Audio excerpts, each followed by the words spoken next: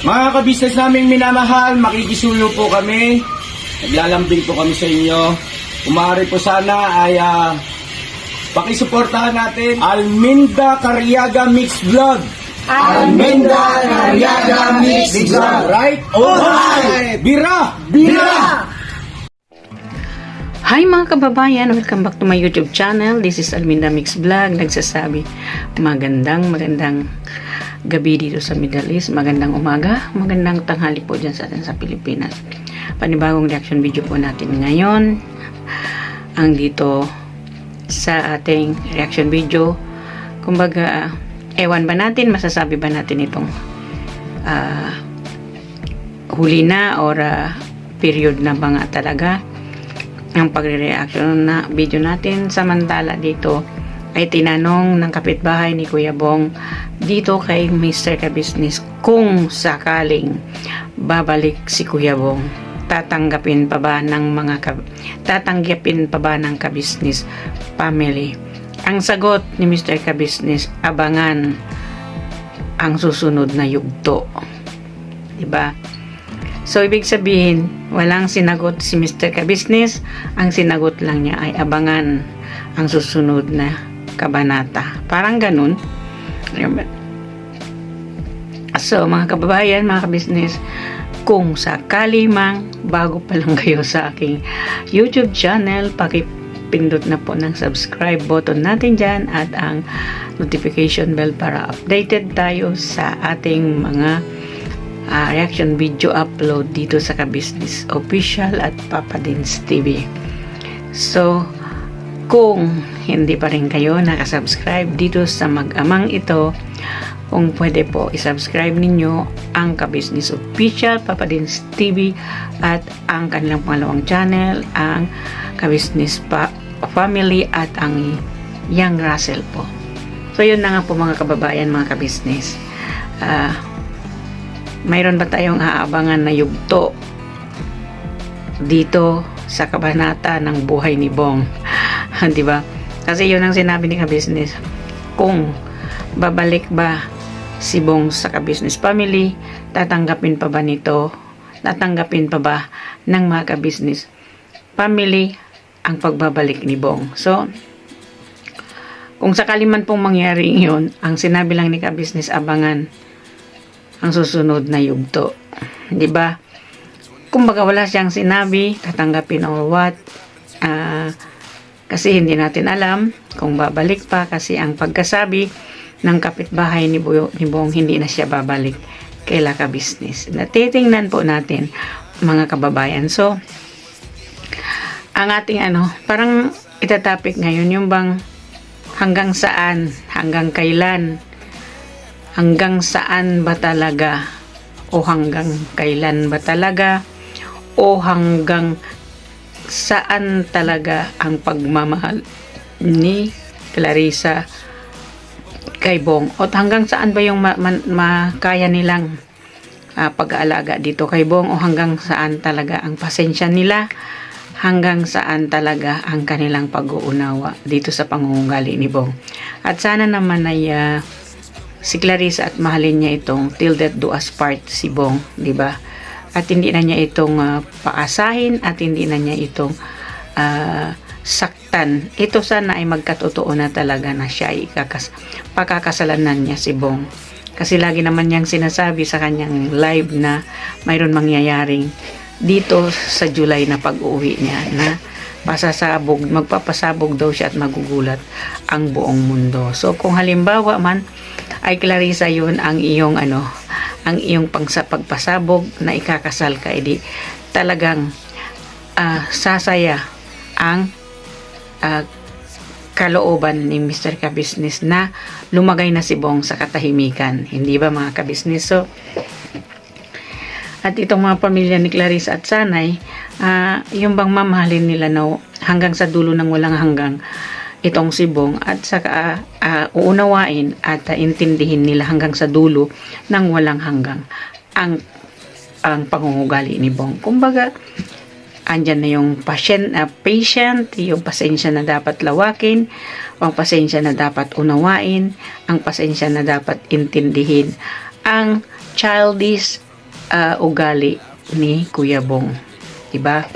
So dito lang yung mga dapat nila talaga yun ay intindihin kasi andyan na sa kanila eh. Kumbaga pinili na sila ni Bong na sinabi niya na aalis na talaga siya dito sa ka-business. So yun na nga. Tapos na yun, nangyari na yun. Ito lang ang ating konting reaction dito. Sana po ay unawain natin yon. At sana po ay wala na rin po yung bang na laging nambabasa sa amin na hindi kami makamove on bilang isang reaktor ni ka-business official at Papa Dins TV na hindi kami makamove on dito kay Bong at Clarissa dahil sa aming views na makakuha kami ng maraming views. Sa mga po nagkukomento ng ganon, lawakan niyo po yung pag-uunawa ninyo, diba? Hindi po naman lahat ng nabablog si Bong ay laging mataas ang views niya. Dahil dan siguro dito kay Clarissa na mayroon siyang views, mataas ang views niya dito ay hindi naman pwede natin na masabing mataas kasi hindi naman umabot ng milyon. Dahil siguro sa magaling siyang manggamit dito kay Bong, diba? Syempre, pati yung mga tao pinapaasa niya pa hanggang ngayon at pinapaniwala pa rin niya hanggang ngayon na ito'y mahal niya at ito'y pakakasalan niya. So, yung mga tao naniniwala dyan sa kanya na siya ay ganun, totoo nga nagagawin niya ito. So, titingnan na lang po natin dito sa July kung ito'y may magaganap na kasalang Bong at saka Clarissa. Mag-antay po tayo mga kababayan at mag-antay tayo na sasabihin natin deserve talaga ni Bong mapunta kay Clarissa kasi ito inaalagaan nila, ito ay binibigyan nila ng pagmamahal na katulad ng pagmamahal ng ka-business family. Kasi mga kababayan, nakita naman natin si Mr. Ka-business ay nagbigay ng kumbaga ang pagmamahal nila kay Bong ay unconditional love, di ba? Walang kapantay ang pagmamahal na binigay ng mga ka-business official, ka-business family dito kay Bong. So, who is behind of this na bakit nagbago o bakit bigla na lang si Bong ay umayaw kay ka-business? Hindi naman po natin masasabi na basta-basta na lang ito ay maiba, ito ay humaling doon kay Clarissa kung wala itong behind or ano po ang mayroong nakatago sa likod o sa lihim ng pangyayaring ito, mga ka-business. So by the way, choose ni Bong yan kagustuhan niya, siya ang namili ng kanyang buhay, kung ano yung buhay tatahakin niya ngayon sa kamay ni Clarissa.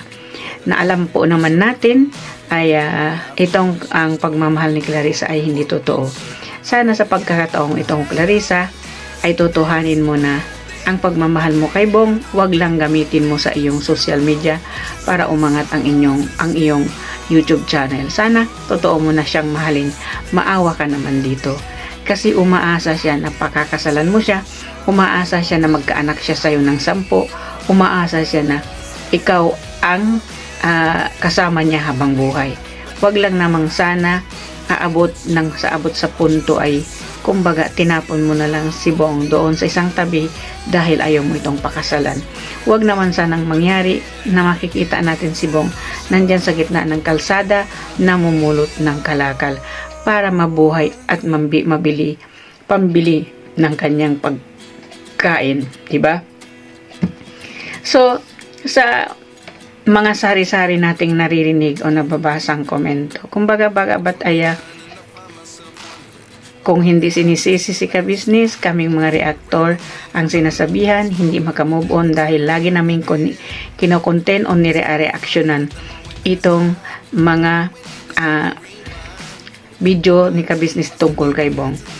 Mga ka-business, mga kababayan, mga basher dyan, hindi po kami nagre-reaction sa isang content ni Mr. Ka-business kung wala po kaming pahintulot.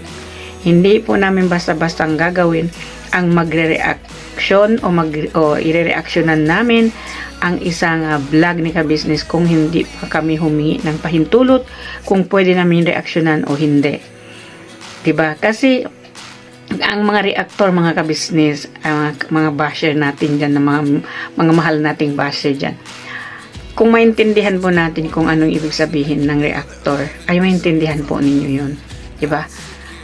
Sa hindi lang nakakaintindi yung medyo makitig ang utak, mahina ang panguunawa, ay sinasabi nila kami ay nagre-reaction lang dahil sa aming mga views. Hindi.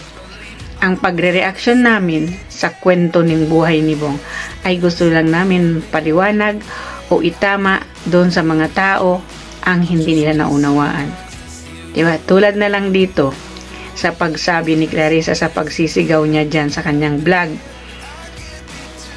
na ang ka-business family ay naningil sa kanya ng utang, na nagkaroon siya ng utang sa ka-business family na wala naman katotohanan, na wala namang binabanggit ang ka-business family na si Clarissa ay may utang.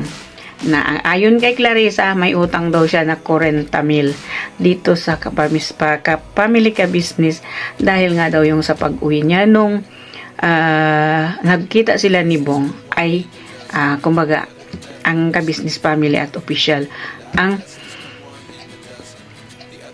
namasahe sa kanya. Kumbaga, etong si Clarissa, ginawan niya yun ng kwento. Ginawan niya yun kwentong paninira dito sa ka-business family para maniwala yung mga tao na siya nga ay may utang talaga. So, paliwanag po lang natin sa ating mga viewers, sa ating mga basher dyan, na mga minamahal nating basher, sa ating mga ka-business. Wala pong utang nagaganap at wala pong paniningil nagaganap dito sa ka-business family at kay Clarissa. Never ever po nasa vlog ni Mr. Ka-business na mayroong paniningil. Wala po tayong makikita doon sa vlog ni Ka-business. Kung i-reveal po natin lahat ang kanyang mga vlog ay wala po tayong makikita doon na siya ay naningil, na siya ay nagbigay ng presyo kung magkano ang utang ni Clarissa sa kanila. Gawa-gawa lang po ni Clarissa ang may utang na ito. Gawa niyang paninira sa ka-business. Alam ninyo kung ano ang may utang si Clarissa sa ka-business. Hindi po pera, utang na loob ang mayroon si Clarissa dito sa ka-business family. Kasi kung walang ka-business, walang Bong. Kung walang Bong, walang Clarissa. Nag-umpisa si Bong kay ka-business. Nakilala si Clarissa sa ka-business. So, walang utang na pera, may utang lang na si Clarissa kay ka-business ay utang na loob ang mayroon siya dito kay ka-business. Ang dapat niyang tanawin ang kanyang utang na loob dito sa ka-business family na nagpakilala sa kanya sa social media. Diba? Kung hindi ka pa naman Clarissa bobo, huwag mong gawing content yung paninira mo tungkol sa utang para matakpan ang iyong utang na loob dito sa ka-business family. Kung gumawa ka ng iyong content na paninira, siguraduhin mo ay totoo para naman hindi ka sumablay para hindi ka sumablay sa iyong content at hindi ka mapagsabihan ng mga basher mo na wow, mali ka, diba? Mapapawaw mali sila sa iyong content na sinungaling. Diba, saan ba punto at saan ba mo ba nakuha itong iyong idea na si Mr. ang ka-business family ay naniningil sa iyo sa ticket na ginamit sa iyo noon? Diba? Dapat magpasalamat ka doon at nakarating ka ng Pilipinas na nakilala mo itong si Bong. Hindi ba? Nanamit mo itong si Bong. Ngayon, andyan na sa'yo si Bong, ano pa yung gusto mo? Kulang pa ba ang mga views na kukuha mo kay Bong? Kailangan mo pang gamitin ang ka-business family para mas matindi ang iyong views. Kasi mga kababayan, mga ka-business, alam naman natin kung ang isang content creator na gamitin niya, gagawin niyang titulo ang issue kay ka-business family, ay umahatak ito ng views dahil ang akala ng tao may issue dito kay ka-business between them, diba? Pagka-business na yan, hahabulin na yan ng tao. Saan pa kayo? Sa ka-business lang yan. Sikat yan, hindi tinatantanan ng basher, hindi tinatantanan ng mga gumagamit sa kanya hanggang ngayon. Na yung taong pinakilala niya na yan ang gumagamit sa kanya ngayon, na nagdadapa-dapa sa subscriber at sa mga viewers nila. So, saan ang inyong mga utang na loob dito kay ka-business? So, ikaw, Clarissa, kung gumawa ka ng content mo, siguraduhin mong hindi ka sumablay at hindi ka magwawaw mali. Diba? Hindi ba mga ka-business? Wow, mali lang naman talaga yun ang sasabihin mo doon. Kasi maling-mali Wala namang nagaganap singilan at walang dapat utang na bayaran. Ang iyo lang tanawin, Clarissa, ang iyong utang na loob dito sa ka-business family na ang nagpakilala at nagpasikat sa iyo, at lalo na itong si Kuya Bong ang nag-aruga, nagbigay ng pagmamahal sa iyo, inintindi ka, inunawa ka, binihisan ka, binuhay ka na para kang tunay na pamilya, tunay na anak ang trato sa iyo dito sa ka-business family. Asaan na ang mga utang na loob ninyo na kayo natulungan ni ka-business? Ngayon, limot-limot na kayo, dead man na kayo. Dinedman na ninyo si ka-business kasi you gain already and you satisfied and you achieve your agenda dito sa ka-business. Hindi ba mga kababayan? Simple lang yun. So, kaya ko lang po ito nire-reactionan. Ito ba ay period na? Ito ba ay hindi na dapat reaksyonan? Or may karugtong pa ito na dapat nating abangan? Ang kwento ng buhay ni Bong na dito sa ka-business niya tinalikuran at siya'y nagbagong buhay doon kay Clarissa. Sana naman hindi siya itali ni Clarissa sa ilong na parang kalabaw sunod-sunod sa kanya at parang asong kinadenahan sa leeg na hindi na makatakas at hindi na kailanman makaalis doon sa kanyang poder. 'Di ba? Sana naman ay mahalin nila ito katulad ng pagmamahal ni ka-business family, pagmamahal ng walang labis, walang kulang. Ito ang sinasabi nilang unconditional love na pinadama nila kay Bong, ang ka-business family. Sana ay ganon ang gawin ng pamilya ni Clarissa, lalo't lalo na si Clarissa dito kay Bong. Diba? Para naman mayroon siyang counting achievement dito, ipakita niya kay ka-business na na mayroon siyang achievement na minahal, tinupad ang pangarap ni Bong na pakasalan at nagkaroon ng anak at inunawa, kaya inintindi, binibigyan ng payo na wag gawin ang mali. Sana magawa niya yung achievement na yon para naman maipagmalaki siya, para naman maihaharap siyang pagmumukha pag siya'y humarap na kay Mr. Ka-business. Wag lang yung puro dakdak, puro kahihiyan ang nakukuha mo. Dapat gawin mo yon kasi this is your achievement na achieve mo na, nakuha si Bong. So, igian mo pa. Alagaan mo ng maayos, mahalin mo, pakasalan mo, at bigyan mo ng anak. That is the best achievement you will do for Bong na ipakita mo kay ka-business. Kaya mo yung gawin. Hindi ba mga kababayan, mga ka-business? So, yun lang po. Na sana mamahalin nila si Bong ng unconditional love ang pamilya ni Clarissa, na alam naman natin, sabi nila mabait daw itong nanay ni Clarissa, at sana naman ay totoo siyang mabait, wag lang naman kaya nila kinuha si Bong, kasi kailangan nila si Bong, kailangan ni Clarissa si Bong sa kanyang pagbablog at sa mga sponsor ni Bong na nag-i-sponsor kay Bong. Baka naman hindi natin alam, yun lang ang kailangan ni Clarissa kay Bong, ang makakuha ng views, malaking views, at makakuha ng maraming subscriber, at ang mga sponsor ni Bong ang kanyang kailangan. Kaya kailangan niya si Bong sa ngayon. Siyempre, wala nang trabaho si Bong, di ba? Hindi na siya pumapasok sa business, nilimot na niya ito. Wala na siyang kita, so tulog kain na lang siya doon kay Clarissa. So, 1 buwan, 2 buwan, 3 buwan, kaya pa yan. Pero magpagtaon na yan, magsasawa na ikaw ay walang hanap buhay, tanging pakainin ka na lang at matulog ka na lang. So, ang ginawa nitong si Clarissa, may sponsor naman kahit si Bong hindi magtrabaho. Hindi ba? Kaya naman ibigay ang pangangailangan ni Bong ng mga sponsor na yan. This is from her mouth, coming from her mouth, and then agad niya itong binawi, di ba? Panoorin ninyo lang itong aking reaction video, mga kababayan, kung totoo ba ito o hindi.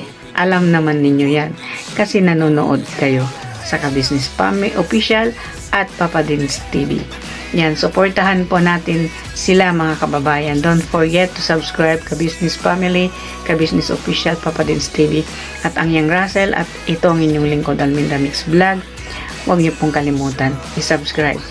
Lahat po ng aking kasamahan na reactor, huwag po din ninyong kalimutan suportahan sina Taong Gala Vlog, Ma'am Players Channel, Analisa Reality TV, Anime Reactor TV, Kalingap Turak, PLC Katangay Vlog, at ang inyong lingkod, Alminda Mix Vlog. Nagsasabi po, magandang gabi Bahrain, magandang umaga o tanghali sa Pilipinas. This is Alminda Mix Vlog, nagsasabi may Allah bless us all and good night po. Bye-bye. See you in my another reaction video vlog. Bye po.